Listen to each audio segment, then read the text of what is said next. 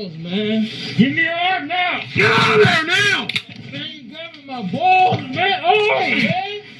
I can't. I'm giving it to you, man. Yeah, let go. You on my arms, man. Give me your hand now. Man, you on my arms, man. He really is on my arms, man. Get security, man. I'm going to comply, man. I'm going to comply, bro. You just, oh, fuck, man. Let go. Oh, man. Buddy, I'm here with Captain Dwayne Kennedy, Florida Department of Corrections, retired.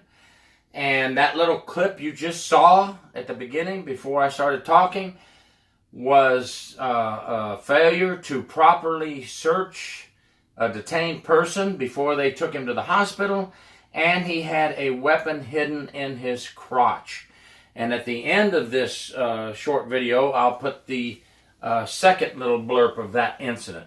And today, Captain Kennedy and I want to talk about the importance of searching inmates thoroughly and making sure they're secured before you transport them to the hospital, to the dentist, anywhere you have to transport them.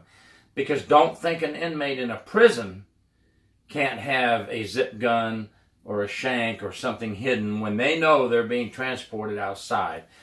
Captain Kennedy, once again, it's a pleasure. Pleasure to be here. Captain Kennedy and I not only worked together for several years, we're also fishing buddies. And good old retired boys now just hanging out.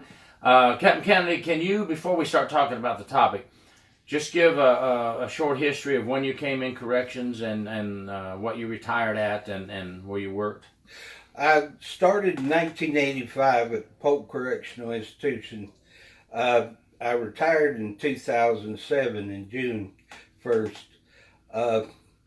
I started out working the dorms, and back then, you know, you kind of work by yourself, and the inmates kind of helped teach you what you were supposed to do. And it was some crazy times, but good times back in those days. And started out as CO, and I worked the dorms and worked inside grounds, went to DOT, worked confinement units, promoted to sergeant, and then after a few years I decided I wanted to move on up. I took every class I could take that they would give me, and I made lieutenant. I worked I was shift supervisor for the different shifts, and then I made admin lieutenant, and captain position came up, and I didn't put in for it first time, and so they come to me and told me, said, well, LT, you need to put in for it. So I put in for it, and I got it, and I was captain when I retired in 2007. That was a good career, and I will tell you folks one thing. There's folks on our social media sites that are active duty still and retired that work with Captain Kennedy. Let me tell you something. Back in the day, if you needed backup, this was a lieutenant that would run to get there before the officers to help back up a situation. That's the kind of leader you like. He led by example. A lot of folks can probably comment on that that watch my YouTube.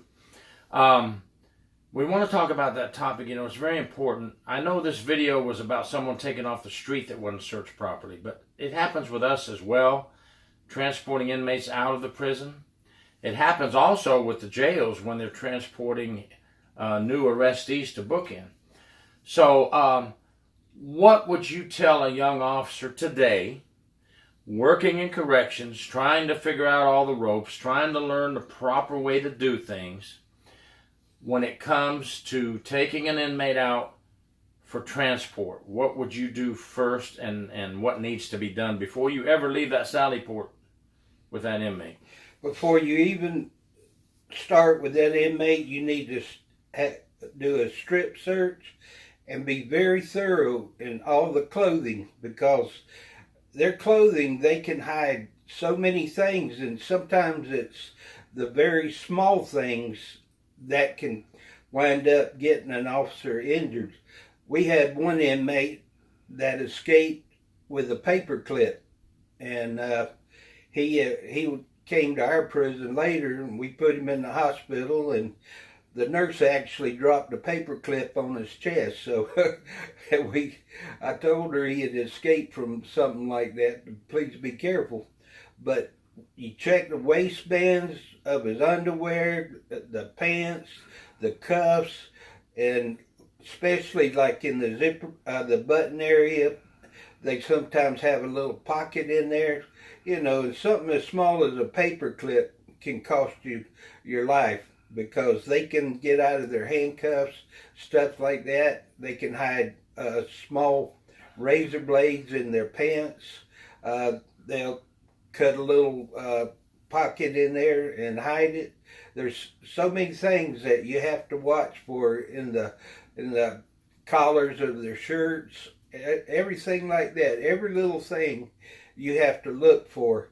And then when you get the inmate dressed and you're sure that there's nothing in there, always make sure he's secure properly.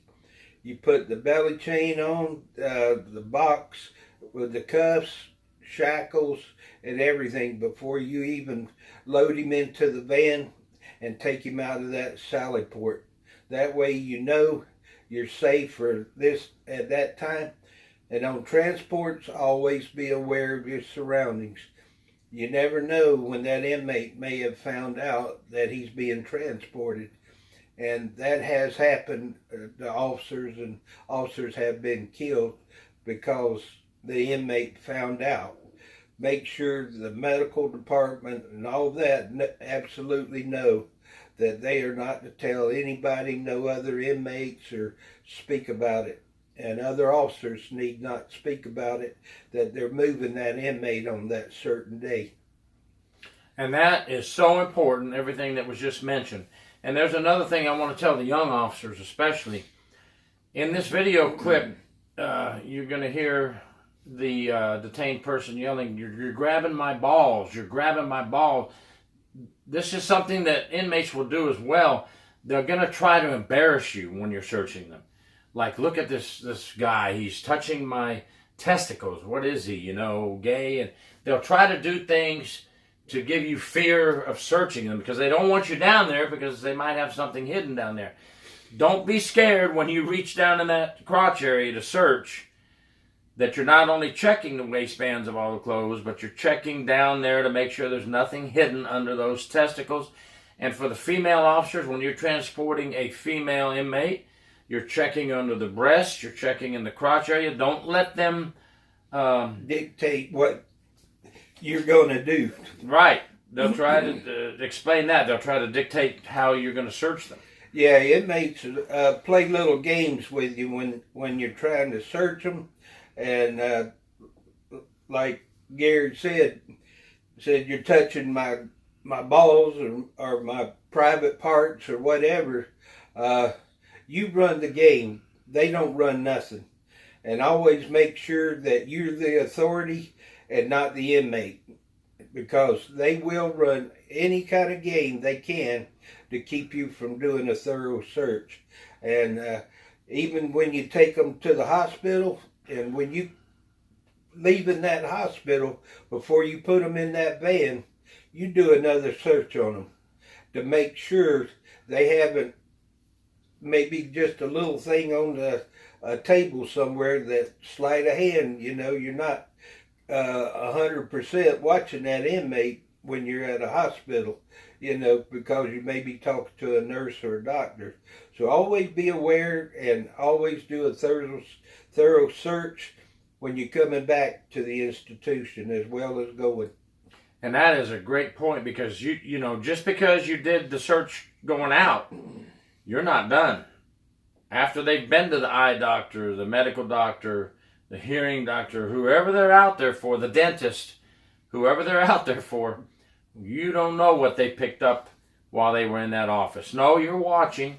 You're doing everything you can to be alert and make sure they don't pick up something. But you know darn well when you turn to the doctor and answer the question, or answer the nurse, or hand the nurse something, they're slick. They can put something into their mouth, pocket quickly. Yep. So you've got to do that search on the way back as well. It's for your safety and everyone else's safety. We don't want anything going out of the prison. We don't want anything coming back into the prison. So we just wanted to give you an eye-opener today on how important it is for your safety and security of everyone to do these searches thoroughly. It could cost a life. It could cause an escape.